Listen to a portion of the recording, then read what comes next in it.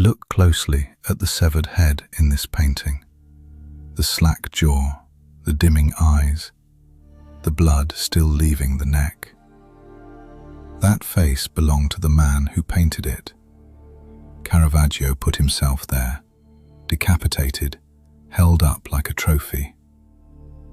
And the year he did it, he was a wanted murderer with a price on his head.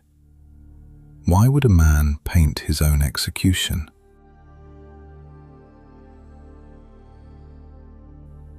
Caravaggio was the most electrifying painter in Rome. He was also one of its most dangerous men.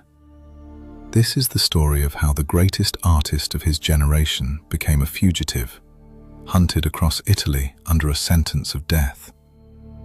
It is a story of brawls, of a killing, of a knighthood won and lost.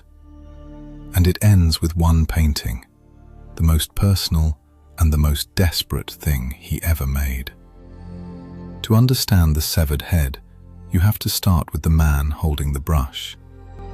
He was born in 1571, and he came to Rome young and poor and almost unknown. What he brought with him would change painting forever. Before Caravaggio, religious painting was full of soft light and golden heavens. Caravaggio threw all of that out. He dragged his figures into a single, brutal shaft of light, and behind them he left nothing but black.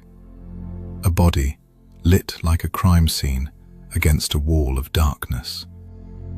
The technique even has a name, tenebrism, the art of shadow. But the light was only half of it. Caravaggio painted people exactly as they were. For his saints, his apostles, his Madonnas, he used the people around him, laborers, beggars, the prostitutes from the streets near his studio. He gave holy figures dirty feet and tired, lined faces. To the church, this came close to blasphemy. More than once, a finished painting was refused on delivery. The holy figures too earthy, too mortal, too real for the men who had commissioned them. But where the church saw scandal, Rome's collectors saw genius. His breakthrough hung in a church called San Luigi dei Francesi, the calling of St. Matthew. A shaft of light cuts across a dim room and lands on a tax collector, mid-count, who has no idea his life is about to change.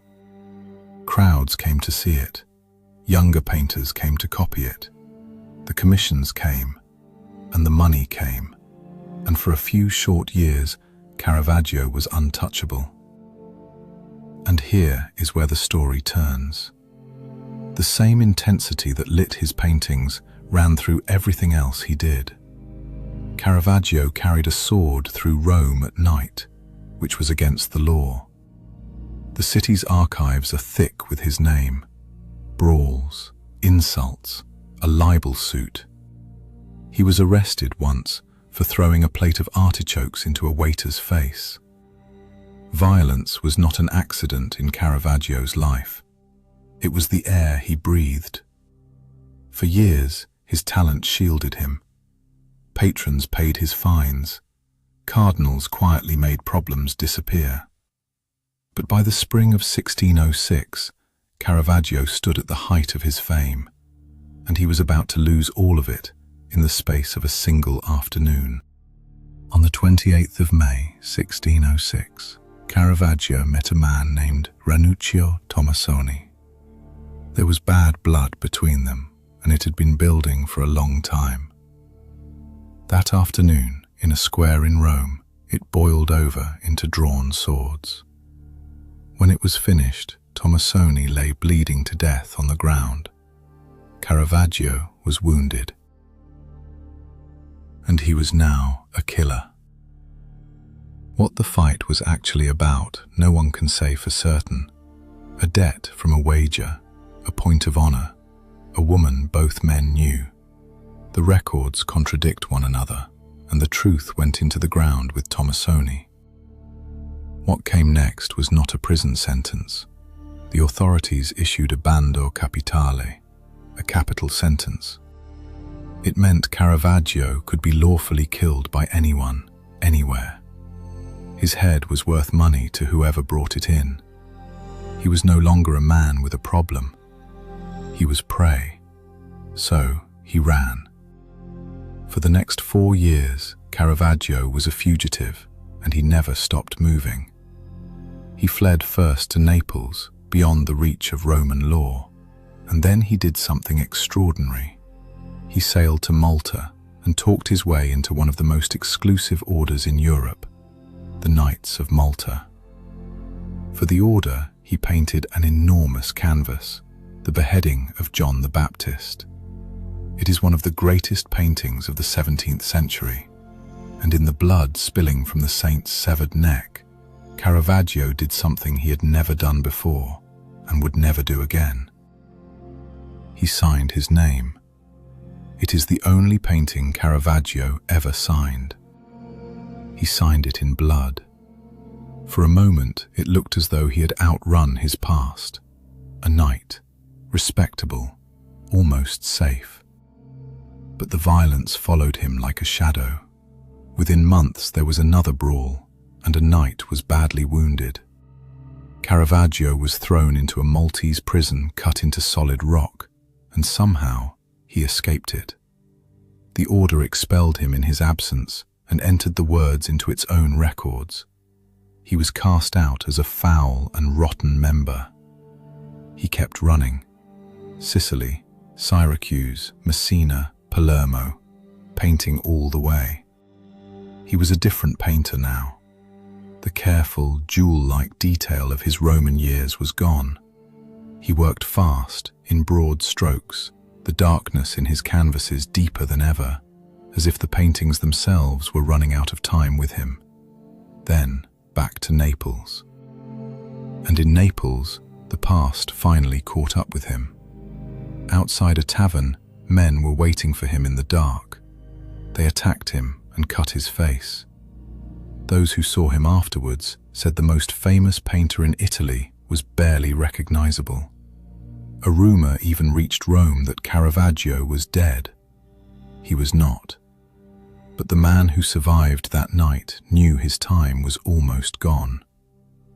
And through all of it, the running, the fear, the ruined face, one image kept returning to his canvases. Severed heads. Salome holding the head of the Baptist, David holding the head of Goliath. He returned to the same subject like a man picking at a wound. He was painting his own fate over and over. The only question was why. Which brings us back to the painting we began with. Around 1609, on the run and out of time, Caravaggio painted David with the head of Goliath. A young David holds the giant's severed head out at arm's length. The head still drips. The mouth hangs open. The face is caught in the last second of agony. And the face is Caravaggio's own.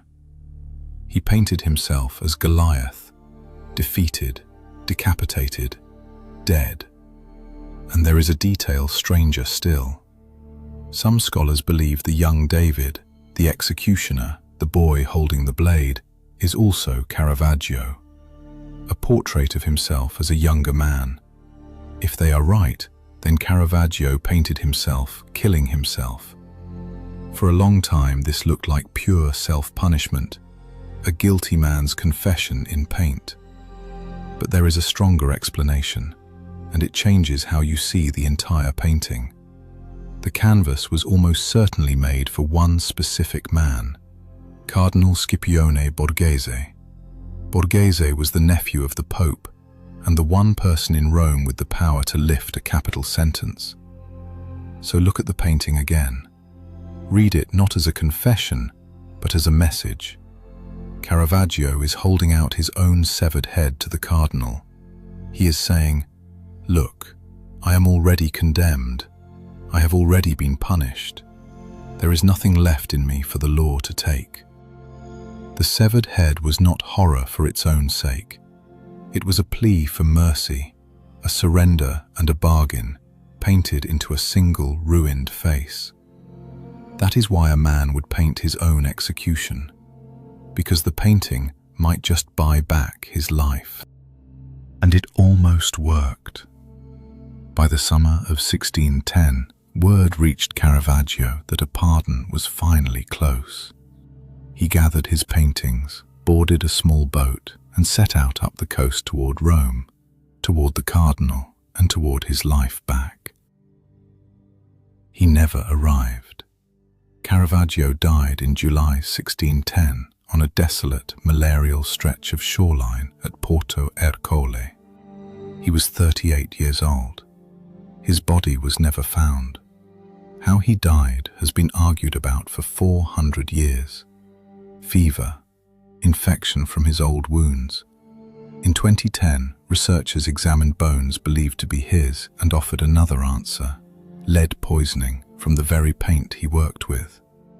Even now, it is only a theory, and the thing that matters most we will never know: whether the pardon ever came, whether, at the end, Caravaggio believed the painting had saved him. The plea may have outlived the man who made it. We just don't know if it was ever heard. Underpainting goes where the museum placard stops. If you want more of these stories, subscribe. Next time, the paintings Goya hid on the walls of his own house and never meant another living soul to see.